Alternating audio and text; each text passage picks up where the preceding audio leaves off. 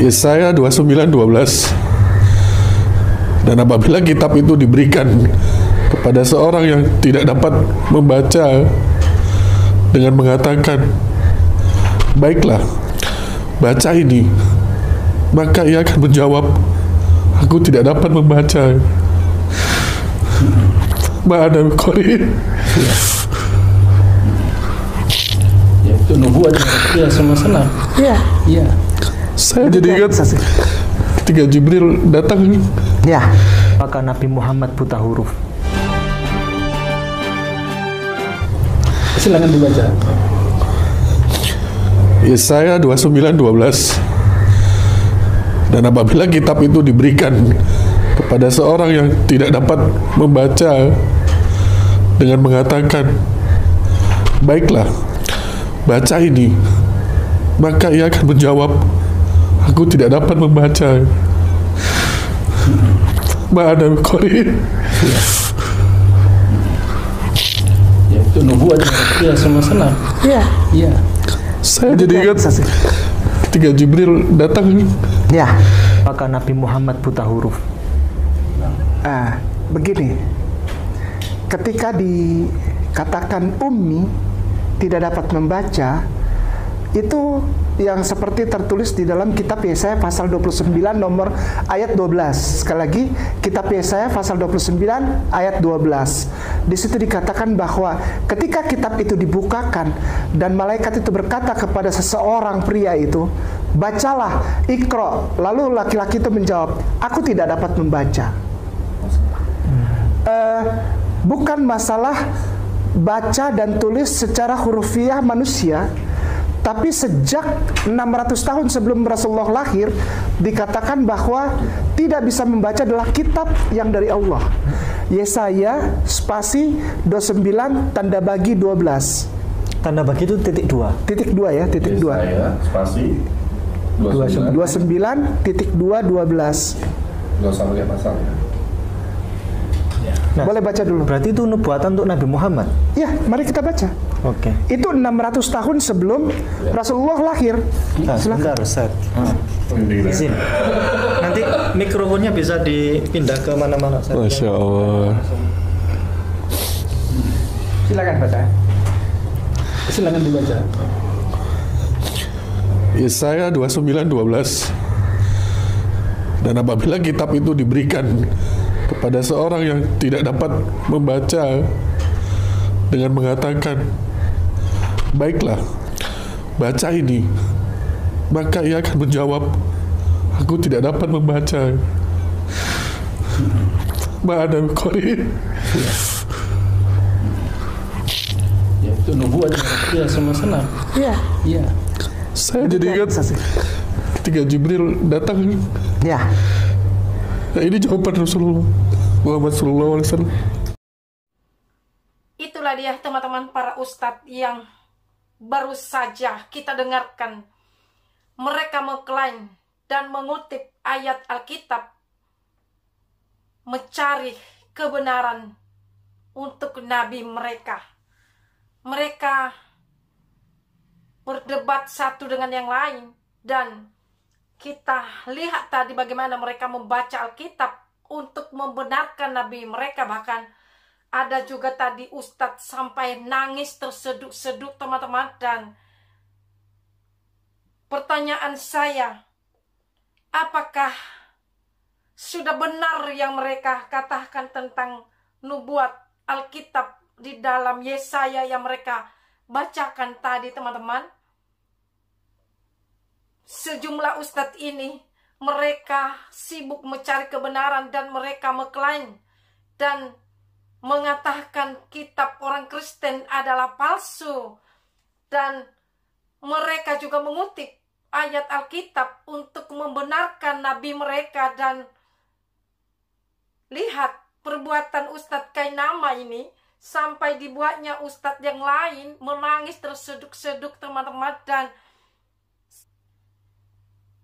mereka mengatakan Alkitab adalah palsu, tidak diakui mereka, tetapi di satu sisi mereka mencari pembenaran nabi mereka teman-teman. Jadi itu dia teman-teman, para ustadz bagaimana mereka berdebat dan mereka juga mengklaim Alkitab adalah palsu, yaitu kitab orang Kristen. Mereka berkata itu adalah palsu, dan mereka juga di sisi lain mereka mengutip ayat Alkitab itu sendiri dan untuk membenarkan nabi mereka, teman-teman. Dan kita lihat tadi bagaimana mereka membaca ayat Alkitab dan mereka sampai nangis tersedut-sedut, teman-temanku.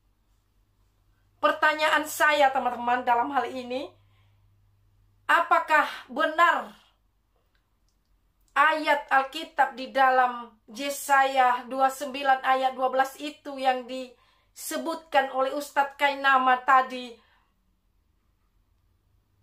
di depan ustadz-ustadz yang lain? Apakah ini benar nubuat untuk nabi mereka? Oleh karena itu, teman-teman, biarlah Dokter Bamba Nursela yang menjawab kepada ustadz-ustadz ini, teman-teman. Mari kita dengarkan jawabannya dari beliau. Ya, maka bagimu penglihatan dari semuanya itu seperti isi sebuah kitab yang termaterai. Apabila itu diberikan kepada orang yang tahu membaca dengan mengatakan, baiklah baca ini, maka ia akan menjawab, aku tidak dapat sebab kitab itu termaterai. Konteksnya ayat ini, bila kitab itu dibaca oleh orang yang tahu membaca. Tapi kemudian ayat 12, ya, dan apabila kitab itu diberikan kepada seorang yang tidak dapat membaca dengan mengatakan baiklah baca ini, maka ia akan menjawab aku tidak dapat membaca.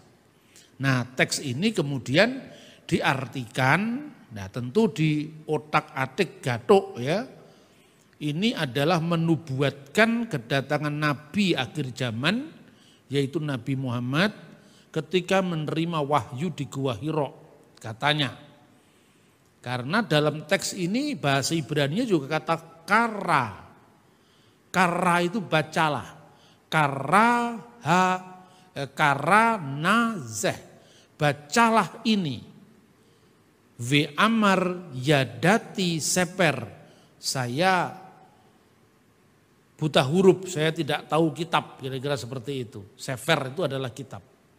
Nah, dalam Alkitab terjemahan bahasa Arab juga digunakan kata-kata iqra' hadza. Nah, kalau itu di otak-atik yang itu menarik.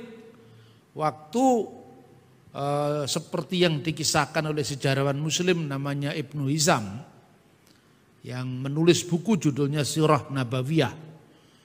Ketika Muhammad itu ada di Gua Hira, ditemui oleh sosok malaikat, ya, kemudian disuruh membaca. Bunyinya juga bacalah, Iqra. Lalu Muhammad menjawab, ma'ana bikhori, ma'ana bikhori, aku tidak membaca. Sampai 3 kali kemudian didiktikan oleh malaikat itu, Iqra bismi rabbikal ladzi khalaq, khalaqal insana min 'alaq, dan seterusnya. Bacalah dengan nama Tuhanmu yang menciptakan. Nah, saudara-saudara, mirip sekali. Apakah kemiripan ini kemudian dijadikan landasan bahwa orang yang dinubuatkan dalam teks ini adalah Nabi Muhammad? Baik, kita akan membaca teks aslinya ya di dalam bahasa Ibrani.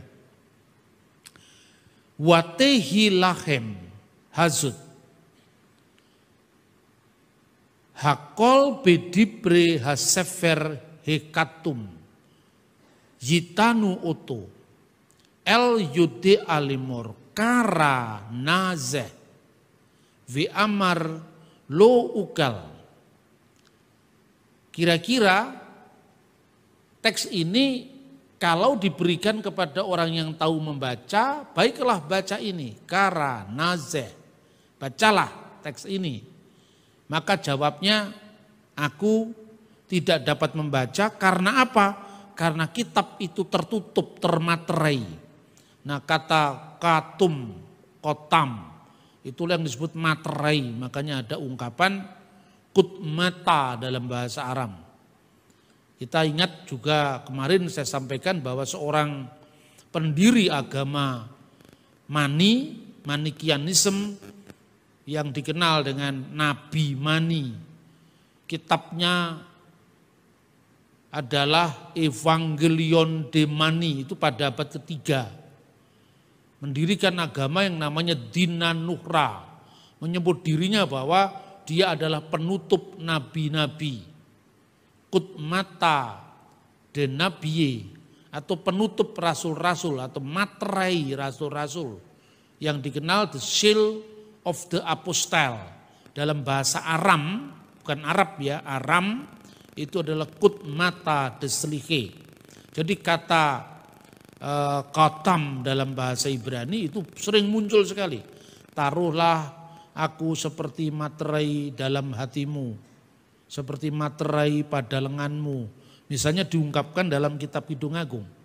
Jadi kitab itu termaterai berarti kitab itu tertutup, tidak bisa dibaca. Makanya kalau disebut Kutmata de Sliche, penutup nabi-nabi. Nah, ungkapan Aram itulah yang kemudian ditemukan paralelnya dalam bahasa Arab, kata munnabiyin, penutup nabi-nabi atau materai nabi-nabi. Itu digambarkan tentang apabila diberikan ibarat itu kitab itu nggak bisa dibaca karena apa? Bagi orang sekalipun dia bisa membaca karena kitab itu tertutup. Lalu ayat 12 baru diungkapkan bagaimana kalau kitab itu diberikan kepada orang yang bisa membaca. Maka wanitan haseper al-asyar lu yadak sefer. Apabila diberikan kepada orang yang tahu sefer, tahu kitab, tahu tulisan. Lemor dengan dikatakan kara nazeh, ya kalau Arabnya ikhra ada, bacalah itu fi amar. Maka jawabnya, yadati sefer, saya tidak kenal kitab, saya tidak bisa membaca. Ini tidak ada hubungan sama sekali dengan nubuat akan datangnya Nabi. Ya, teks ini berbicara tentang penghakiman kota Yerusalem lewat serangan seorang raja namanya Sanherib dari Asyur. Dan ini bukan nubuat, bukan memprediksi tentang zaman yang akan datang, tetapi bicara tentang penghakiman atas kota Yerusalem. Karena apa? Karena nabi-nabi, utusan-utusan Tuhan yang mestinya dia bisa menjadi juru bicara Tuhan melalui sabda yang diberikan kepadanya, melalui penglihatan yang diberikan kepadanya, itu ternyata tidak melakukan. Begitu juga para pelihat, para ro'eh tidak bisa melihat. Maka dalam ayat 10 dikatakan, sebab Tuhan telah membuat kamu tidur nyenyak. Siapa yang dikatakan kamu tidur nyenyak? Itu matamu, yakni para nabi. Para nabi-nabi yang tidak sejati. Para nabi-nabi yang muncul di kalangan orang-orang Yehuda, tapi sesungguhnya hanya menggunakan profesi rohani itu untuk tidak sesuai perbuatan mereka dengan apa yang dirancangkan Tuhan. Makanya matamu, yakni mata para nabi, telah dipejamkannya, telah dipejamkan oleh Tuhan. Dan mukamu, karena kalau melihat kan pakai muka ya, muka itu pun para pelihat, para ro'eh itu dalam bahasa aslinya telah ditudunginya, telah ditutupinya. Karena apa? Bangsa ini telah memilih bahwa mereka beriman itu bukan karena dia benar-benar beriman dengan tulus hati, dengan mendengar suara Tuhan, dengan melakukan firman Tuhan, tetapi ibadah mereka hanya hafalan. Ibadah mereka hanya ritual yang kering, yang tidak menyentuh hati, menyentuh pikiran, menyentuh segenap kehidupannya. untuk menjadi pengabdi-pengabdi kepada Tuhan, maka percuma lagi bangsa ini. Kira-kira seperti itu konteksnya. Percuma lagi bangsa ini ada banyak nabi-nabi atau ada banyak pelihat-pelihat, tapi visi mereka seolah-olah itu hanya disalahgunakan sehingga seperti ditudungi, sekalian ditudungi. Karena apa? Karena mereka tidak lagi bisa menjadi juru bicara Tuhan dari apa yang sudah diberikan Tuhan kepada mereka. Karena telah dipejamkan mata mereka, yaitu mata nabi-nabi tadi. Atau karena telah ditudungi muka mereka sehingga roeh atau para pelihat tidak bisa melihat lagi kebenaran. Nah, karena itu baru ayat 11 dikatakan, maka bagimu penglihatan atas semuanya itu yang diberikan Tuhan itu seperti sebuah kitab yang termaterai, kitab yang digembok, kitab yang tutup, sehingga kalaupun dia bisa membaca, dia tidak bisa membaca lagi karena kitab itu sudah digembok, sudah ditutup, sudah dimaterai. Dan apabila kitab itu diberikan kepada nabi-nabi, para pelihat yang bisa membaca, maka dia tidak bisa membaca kitab itu. Yang tidak bisa membaca, aku tidak bisa membaca. Yang bisa membaca, aku juga tidak bisa membaca karena kitabnya termaterai. Nah, konteksnya apa sebetulnya firman Tuhan ini? Kita bisa melihat pada perikop secara keseluruhan. Jadi sekali lagi, ketika saya mengatakan ini tidak ada hubungannya dengan kisahnya Nabi Muhammad menurut ajaran Islam yang sering kemudian dikait-kaitkan, ini bukan berarti saya tidak menghormati agama Islam. Tidak. Karena ini kitab kita yang dipakai oleh orang Islam untuk membenarkan, mencari pembenaran ajaran Islam. Maka saya berhak memberikan klarifikasi konteks kitab ini seperti apa. Lembaga Alkitab memberikan judul pasal 29, Yerusalem terkepung tetapi diselamatkan. Ayat pertama, celakalah Ariel, kota tempat Daud berkemah. Biarlah tahun demi tahun perayaan silih berganti. Aku akan menyesakkan Ariel, sehingga orang mengerang dan mengaduh, dan kota itu akan seperti perapian bagiku. Ariel itu bahasa Ibrani, artinya singa Tuhan. Disinilah menunjuk kepada singa Yehuda. Ini gambaran tentang kota Daud, yaitu kota Yerusalem. Kota Yerusalem yang tidak ideal lagi di mata Tuhan, tapi kota yang sering memberontak terhadap Tuhan. Bahkan ketika ada banyak rohaniwan, banyak nabi-nabi, banyak pelihat, tapi sesungguhnya mata mereka seolah-olah sudah tertutup. Muka mereka seolah-olah tertudungi karena mereka hanya membaca Alkitab, membaca firman Tuhan, tapi tidak pernah bisa melaksanakan.